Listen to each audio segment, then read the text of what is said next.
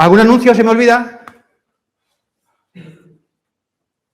Pues entonces vamos a ir a este pasaje en Marcos, capítulo 4. Marcos, capítulo 4. La semana pasada vimos la parábola del sembrador. Y yo os sugiero que tengáis todavía en mente esa parábola, la parábola del sembrador.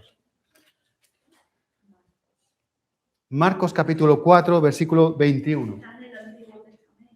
El Nuevo Testamento, Marcos, Evangelios. Mateo, Marcos.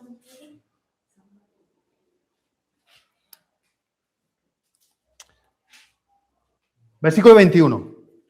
Voy a leer.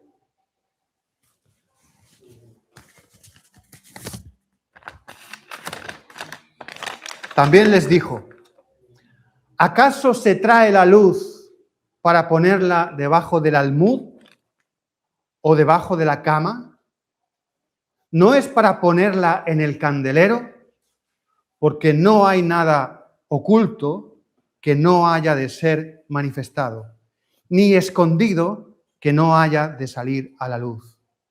Si alguno tiene oídos para oír, oiga. Amén. Esta es la primera parte que vamos a ver. Porque vamos a ver cómo tratas lo que recibes. En primer lugar, cuando recibimos la luz. Recibes luz. Y ahora quiero que enlacéis con lo que veíamos la semana pasada, la parábola del sembrador. Porque Jesús habla del sembrador que salió a sembrar. Y otra vez estamos con lo mismo, de que las separaciones en la Biblia nos condicionan la manera de interpretar.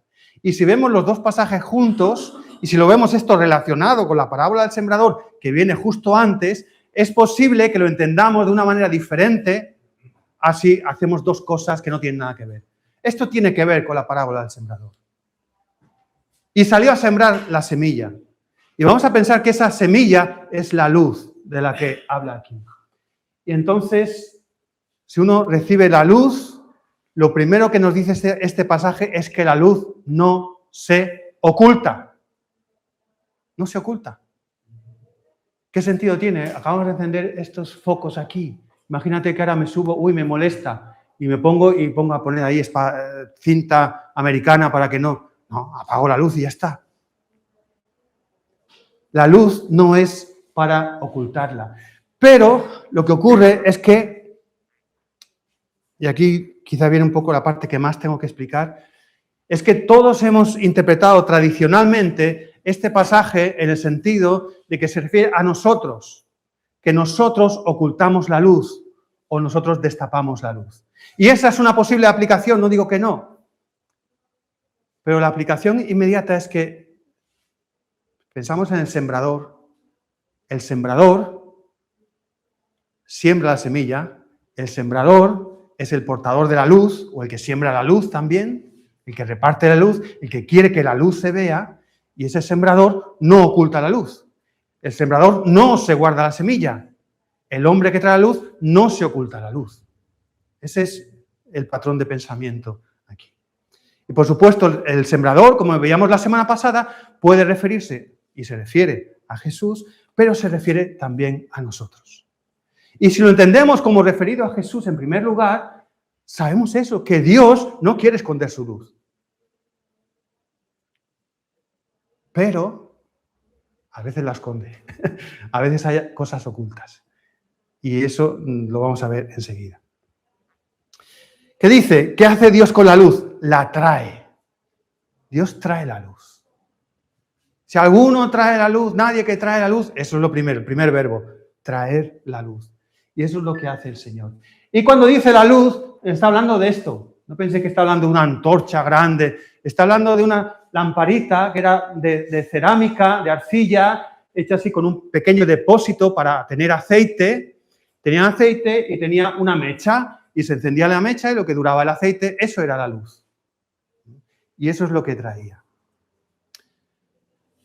Pero a la vez dice, no hay nada oculto que no haya de ser manifestado. No hay nada escondido que no haya de salir a la luz. Y otra vez yo confieso que mi interpretación siempre ha sido, tradicionalmente, y la de muchos, es: yo no puedo guardar nada delante de Dios. No hay nada oculto en mi vida que Dios no vaya a saber. Y eso es verdad. Hay otros pasajes que lo dicen. Pero si vemos este pasaje en su contexto, yo creo que Jesús se refiere a lo que Él mismo trae. La luz que Él mismo trae estaba oculta, por un lado, por parábolas. Y eso lo dice: les hablo en parábolas para que viendo no vean, oyendo no entiendan. Y entonces el que tiene oídos para oír, que oiga. Es como decir, yo traigo palabras que están tapadas, que están ocultas. Yo traigo aquí una luz que está oculta, está tapada. Para algunos, dependiendo de su corazón. Pero a la vez dice, pero no siempre. No va a ser para siempre. Y por eso viene aquí. ¿Es que uno la trae para esconderla? No. Por eso no hay nada oculto que no haya de ser manifestado. Quiere decir, aquella luz que todavía está oculta, tarde o temprano se va a manifestar. Y las parábolas que Jesús traía, como el sembrador, Él también, tarde o temprano, las va a manifestar, las va a destapar, las va a sacar a la luz. Eso es lo que yo creo que significa este pasaje en su contexto. Es lo que pasa un poquito con los regalos de Navidad. Cuando uno trae regalos de Navidad, los ponen allí donde los pongáis, ya sea en el árbol o en el rincón que los pongáis, cada uno, están tapados, están ocultos. Pero sabes que llega un momento en que se va a destapar. Y ningún padre dice, cualquier padre diría, uno no trae el regalo para tenerlo tapado. Uno no trae el regalo para tenerlo envuelto. Igual Jesús dice, uno no trae la luz para tenerla tapada. Uno no trae el regalo para tenerlo envuelto, pero llega el momento en que abrirás el envoltorio. Y Jesús dice, uno no trae la luz para que quede tapada, pero llegará el momento en que todo se destapará. Todo se destapará. Y Dios va a revelar todas las cosas y todo lo que estaba hablando por parábolas se iba a hacer evidente para todos. En primer lugar, se hacía evidente solo para los que tenían la percepción espiritual para captar esas parábolas. Pero llegará un momento en que se hará evidente para todos. Y no hay lugar donde se pueda esconder. Ahora bien, dice que ¿qué hace Dios con la luz? La trae, hemos visto, no la esconde. A su tiempo todo será manifestado. Y además dice que la pone en alto. Tiene esa luz que no es para ponerla en el candelero, es para ponerla en alto. El candelero, aquí tenemos que hacer un poquito de arqueología. El candelero no es el candelabro. No es lo mismo estar en el candelero que estar en el candelabro. No es lo mismo. El candelero no es el candelabro. El candelabro que aparece en Apocalipsis y que aparece en el templo era una lámpara con 7 brazos, tal. Era un accesorio. Pero el candelero en las viviendas normales palestinas era una especie de repisita, como un saliente que había en las paredes o en alguna columna, donde tú ponías el cacharrito este. Tú ibas con la lámpara, entonces había aquí como un pollete, una repisita, y tú ponías ahí la lámpara y tenía que estar en la altura y en el lugar adecuado para iluminar toda la casa. Ese es el candelero, ese es el lugar en altura. Entonces la pregunta que yo me hago es, ¿qué o quién es el candelero? Y yo me atrevo a decirte una cosa, el candelero eres tú. El candelero eres tú. Si como la buena tierra has recibido la semilla, si has recibido esa luz, la luz de Dios, la luz de Cristo, la lámpara que Cristo quiere, con la que quiere alumbrar a todos, tú eres el candelero. Tú eres el que tiene que estar puesto ahí en un sitio para que todo el mundo lo vea. Para que todo el mundo diga, esta es la luz de Cristo. O podemos decir que el candelero es la iglesia, como queráis, pero es un lugar donde Dios quiere poner su luz. Quiere poner su luz para que alumbre. Y estos días que estamos estudiando Apocalipsis, todos temblamos cuando leemos el mensaje a la iglesia de Éfeso que Jesús le dice, arrepiéntete, recuerda las primeras obras, mira de dónde has caído y arrepiéntete, porque si no, vendré pronto a ti y quitaré el candelero de su lugar. Puede haber una iglesia que funcione de maravilla, una iglesia que esté súper bien organizada, una iglesia que vaya como un reloj, todos los engranajes bien, con los cultos, con la gente puntual, con la música sonando de maravilla, con predicadores que no aburren a la gente, con todo lo maravilloso de una iglesia que funciona bien. Pero si no tiene el candelero, ¿de qué sirve? Y esa amenaza de Jesús, si no te arrepientes, quitaré el candelero de su lugar, nos tiene que hacer temblar. Ese es nuestro lugar en esta parábola, en esta interpretación de tomar a Jesús como el que trae la luz. Pero imaginaos que también, igual que hablamos del sembrador, que es Jesús, o el sembrador eres tú, si eres tú el que trae la luz, si eres tú el que trae la luz, traes algo que Dios te ha dado. ¿Qué haces tú con la luz? La traes. Nadie trae la luz. Primero, traerla. Tienes que traer la luz. La tentación de esconder la luz, ¿qué significa? En Juan, el Evangelio de Juan, de los primeros capítulos, dice que los suyos no lo recibieron, y habla de que su pueblo, el pueblo judío, dice que a Jesús no le hizo caso, no lo querían seguir, dice porque amaban más las tinieblas, la oscuridad, que la luz. Y esa es una de las razones para esconder la luz. Y estos días lo hemos estado hablando. Igual lo estaba hablando con vosotros, o lo estaba hablando en las reuniones, no me acuerdo, pero lo he estado hablando varias veces, porque para mí es muy importante eso, la luz. No apagues la luz. La luz que Dios ha puesto en tu vida para decirte, para enseñarte las cosas, para delatar lo que hay. Si hay cucarachas en mi casa, una tentación es apagar la luz. No las veo. Pero cualquier día vas a ir descalzo por ahí y vas a decir... No, tiene que estar encendida la luz. Y que Dios sepa lo que hay, lo vas a ver, pero que tú le das a Dios toda la potestad, la soberanía, para mostrarle tu vida, para actuar en ella. Y entonces le pides perdón a Dios cuando ves algo. Porque cuando ves algo en tu vida que tienes que pedir perdón, la tentación es apago la luz y ya no me molesta. Pero eso te va deteriorando y no es lo que Dios quiere. ¿Dónde la puedes esconder? En el almud. Aquí os he puesto esto. Esto es un almud. ¿Qué pensáis que era el almud? En castellano, es una palabra castellana antigua, porque esta traducción de la Biblia es del siglo XVI y todavía tiene cosas del castellano antiguo y, por tanto, el almud es una de ellas. Pero el almud era lo que también se llamaba el celemín, que era una unidad de medida de áridos para el grano, para granos y tierras, pero en este caso para granos. Una unidad de medida para granos, para los cereales.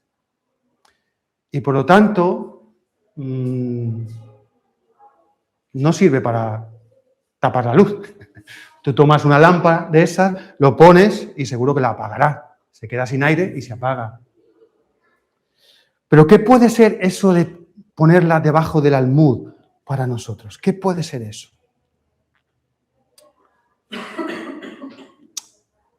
Esta caja de aproximadamente 8 litros y 3/4 de capacidad, para algunos comentaristas antiguos, significaba, bueno, lo que para un palestino de aquella época significaba. Era el ir a comprar o a vender el grano. Eso eran negocios. Entonces, los intérpretes antiguos, sobre todo de la patrística, pues aludían a eso, cómo a veces las cosas que simbolizan nuestro afán por los negocios, por el trabajo, por los quehaceres, por el dinero, todas esas cosas las usamos para tapar la luz. Podemos tapar la luz con eso. Son interpretaciones simbólicas. No sé si son muy exactas así exegéticamente, pero simbólicamente por lo menos tienen su belleza. Y yo creo que tienen su razón también. Podemos tapar la luz con las cajas de medir nuestros ingresos, nuestro trabajo, nuestra productividad, todo eso. Y Dios dice, no, eso es absurdo, no hagas eso. O puedes esconderla debajo de la cama. También los comentaristas antiguos decían, bueno, pues sí, la cama en lugar del reposo, de la pereza. Y con tu pereza esconde la luz. Bueno, no sé, ya es una interpretación muy... Lo que sí sé es que si pones una lamparita con fuego debajo de la cama, y más la cama de aquel tiempo, pues corre peligro de salir ardiendo. ¿Cuántos incendios no ha habido de gente que se ha dejado un cigarro encendido en la cama? Pues imagínate una lámpara. Es absurdo. Y se espera de nosotros que no hagamos nada de eso. Todo lo contrario. Sino que busquemos el lugar donde ponerla, que es ponerla en alto. La semilla, la luz que hemos recibido, la palabra que hemos recibido, debemos ponerla en alto para que ilumine, para que se vea, para que llegue a todos los rincones. Y ese candelero es el lugar destacado en tu vida para que la luz alumbre todo tu ser. Porque tienes que saber una cosa, nada hay oculto que no vaya a ser manifestado. Eso se refiere a la luz de Dios que el sembrador de alguna forma oculta en esas parábolas y que un día revelará. Pero también para nosotros tiene que ver con lo que dice Hebreos 4. Vamos a Hebreos capítulo 4, versículos 12 y 13.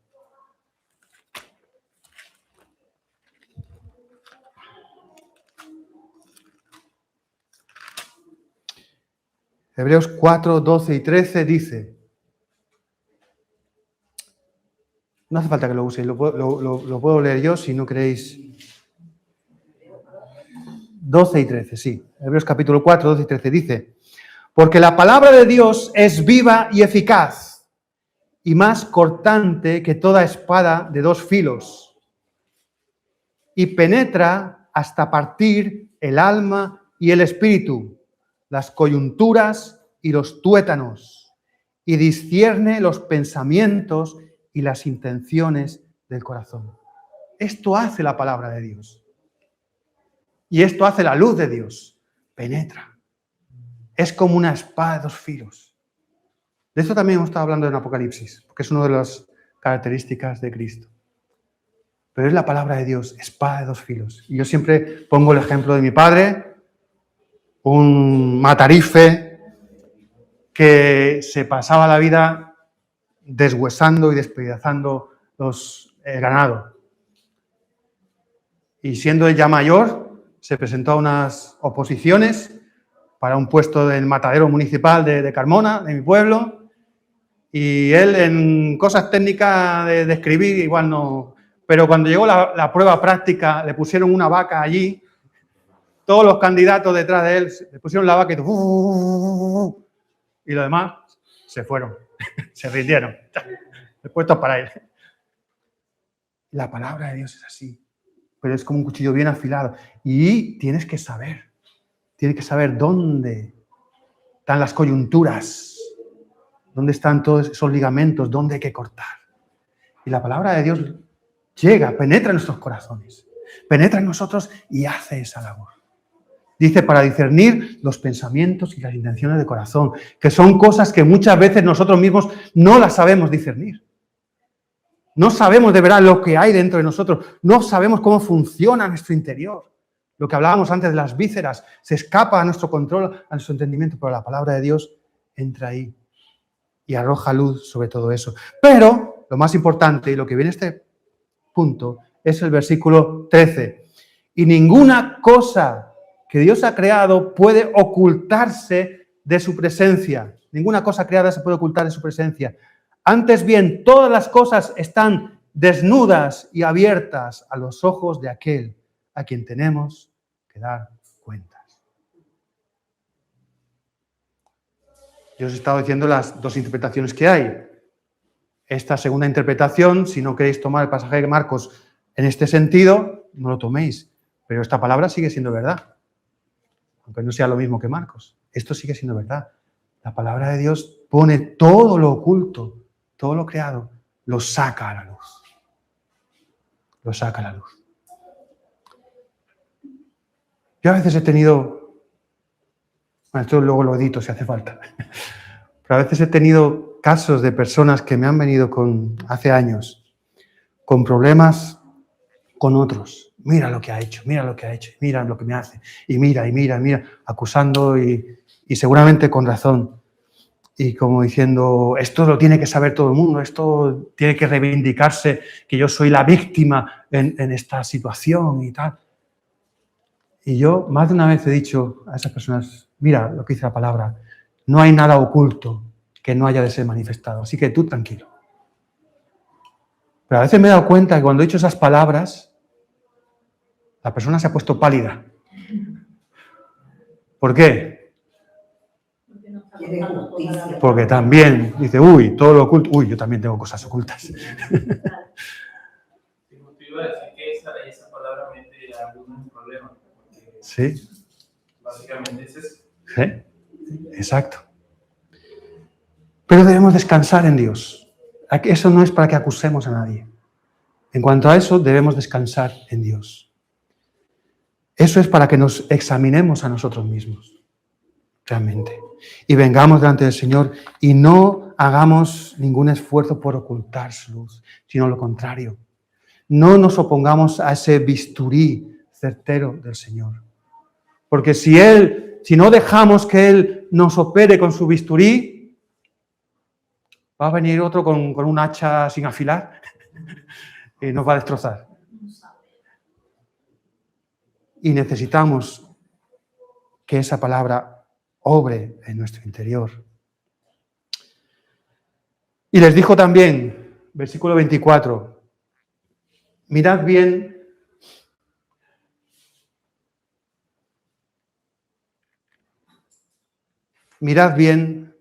lo que oís o cómo oís, porque con la medida con que medís os será medido. Y aún se os añadirá a vosotros los que oís, porque al que tiene se le dará, y al que no tiene, aun lo que tiene, se le quitará. Vamos a ver. Recibes la luz, ¿qué haces con la luz? Hemos hablado de eso. Ahora, recibes una palabra, ¿qué haces con esa palabra? Yo creo que este es el tema aquí. Mirad bien lo que oís. Mirad bien cómo oís. Es la responsabilidad que nos pone el Señor. ¿Cómo terminaba la parábola del sembrador? Que tenga oídos para oír y oiga. Atentos a eso. Y aquí también lo acaba de decir lo mismo. La cuestión esa es, ¿oyes la palabra? ¿Oyes la palabra? Pues mira bien cómo la oyes. Y mira bien con qué medida. Mira bien con qué medida.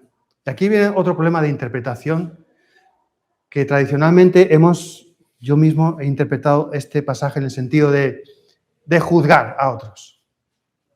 Hablamos de medida como vara de medir. La vara de medir que tú aplicas a uno es la vara de medir que te van a aplicar a ti. Y eso es verdad porque eso lo dice en otros pasajes. De hecho, hay un pasaje paralelo a este en Lucas que dice, no juzguéis para que no seáis juzgados. Y la medida con que medís, también os medirán. En ese pasaje habla de eso. Pero aquí, acordaos que acabamos de mencionar el almud. Acabamos de mencionar un cajón de medir. El almud es eso, es un cajón de medir. Y todavía en mente, el cajón de medir le está diciendo, mirad bien cómo medís. Yo, bueno, he estado muchas horas dándole vuelta a este pasaje, os lo voy a decir así, si me hacéis caso bien, si no, no, pero digo, por lo menos le he dedicado tiempo a mirarlo en el original, a consultar, gracias a la tecnología, hasta 24 fuentes distintas para comparar.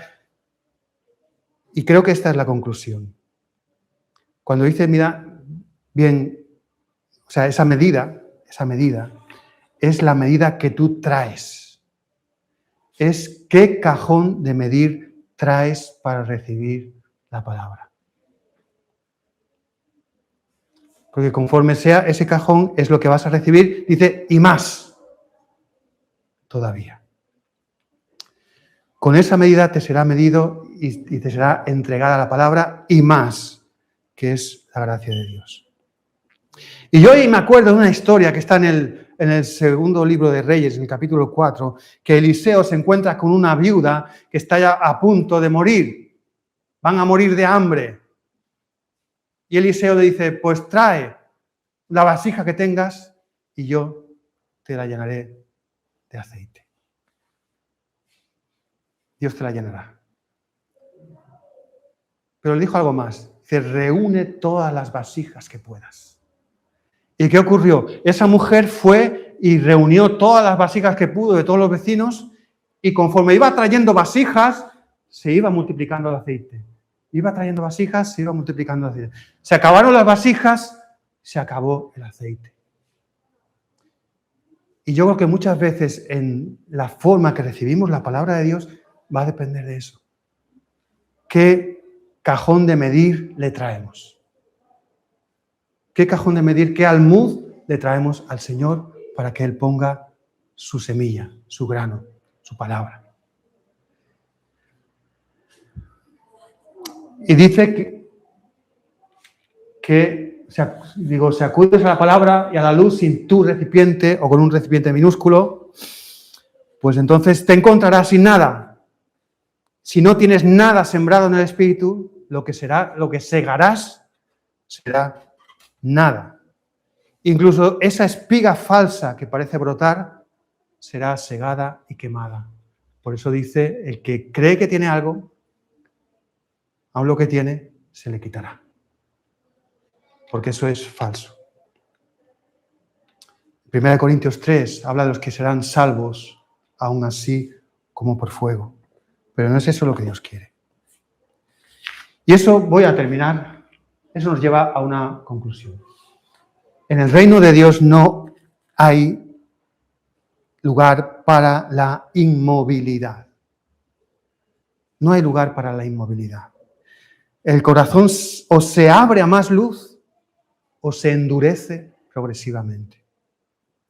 Y en el reino de Dios no existe el estancamiento. Porque lo que llamamos estancamiento realmente es atrofia. La neurociencia lo confirma eso por medio de la llamada neuroplasticidad, como cuando, por ejemplo, un músico, los que estamos con la guitarra, ¿verdad, Mari? Ahí dale practicando, como dejes una semana, 2, pierdes muchísimo. No te quedas donde lo dejaste, no, te vas para atrás. En nuestra manera de recibir la palabra es así. Te dice, bueno, me voy a tomar un descanso, voy a dejar de leer la Biblia, voy a dejar de orar, No es un descanso, es un proceso de atrofia. Atrofia muscular, atrofia espiritual, que luego cuesta mucho de recuperar.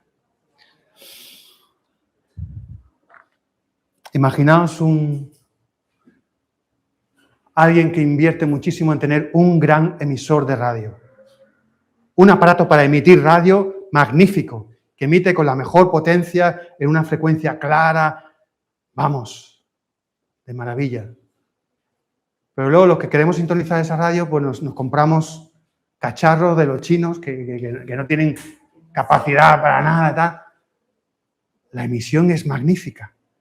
Pero si el receptor no pone un poco de su parte para que esa recepción también sea buena y sea limpia, se está perdiendo mucho. Se está perdiendo mucho. Y eso nos está pasando mucho a nosotros. Podemos pensar que vivimos una vida cristiana mediocre. Yo te aseguro que Dios no es mediocre. La gracia de Dios no es mediocre. Dios no es mezquino. Él quiere dar. Pero quiere que vayamos con el cajón grande y otro, para recibir y no conformarnos. Termino. Dios quiere dar. Así pues, que su luz alumbre. Dios no la oculta. Dios revela y devela. Devela es la forma en que se decía en castellano, lo que ahora decimos desvela. Desvela significaba que te quedabas sin sueño. Y devela significaba que quitaba el velo. Pues Dios revela, saca la luz, y devela, porque quita lo que lo oculta, a su tiempo. Todo se manifiesta. Pero también Dios quiere dar y tiene en cuenta el recipiente. Como en la parábola del sembrador importaba el terreno, en esto de la luz y de la medida que recibimos, importa el recipiente que traemos. Hermanos, no usemos el almud para tapar la luz. Usémoslo para venir, para llenarlo. Como dice esa promesa, que te da medida buena, abundante, remecida, para que el grano se asiente bien y quepa más todavía, y más, y que desborda. Eso es lo que Dios quiere darte. Amén. Vamos a terminar con una oración y yo quiero pedir, podéis cortar eso. Quiero pedir que quien quiera, voluntariamente, sienta ese deseo de orar, de acuerdo con lo que hemos oído, que eleve su voz, por favor.